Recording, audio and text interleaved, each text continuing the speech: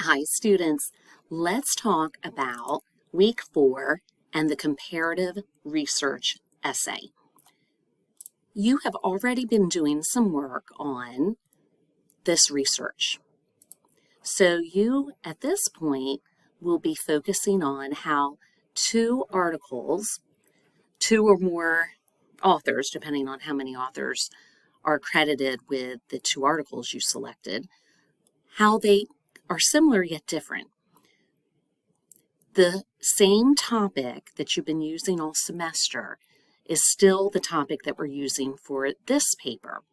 So you will be planning by looking at what you did in the previous week, the synthesis question discussion, and the comparing author perspectives worksheet that you did.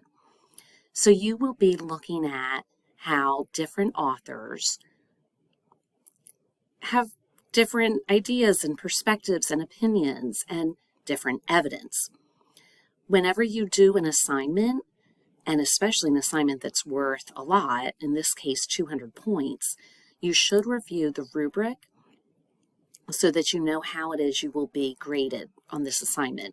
So this essay should have a solid focus with a synthesis statement, topic sentences for each paragraph, APA formatted headings, and then abundant and relevant details that are in a sequence in an organized fashion so that you make your case for comparing and contrasting in an efficient way.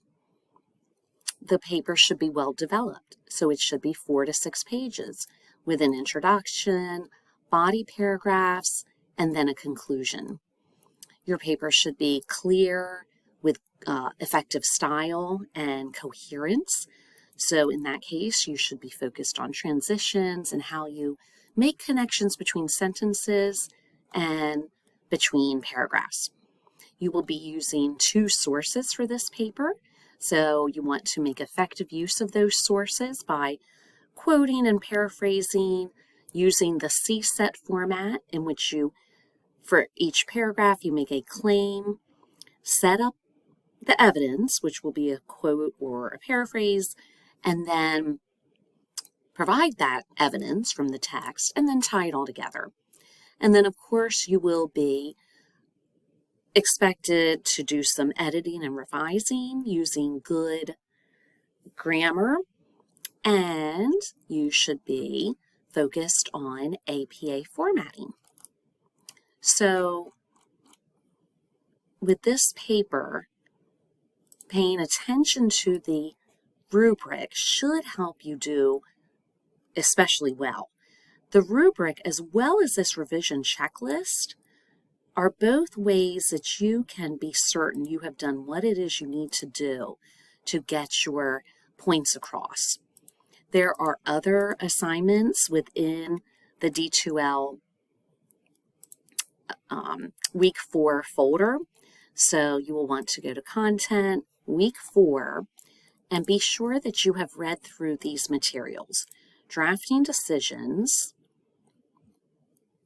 and especially this page on what is a comparative essay. So you will want to click through these materials. These slides will really focus you on what you need for the introduction, for the body paragraphs, for the conclusion. You will be using the worksheet that you worked on last week and develop each of the points that you made on that worksheet into separate paragraphs.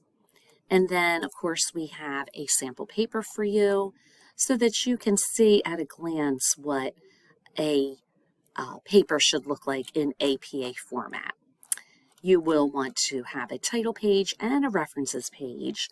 And the 4 to 6 page requirement means actual written text, the paper itself.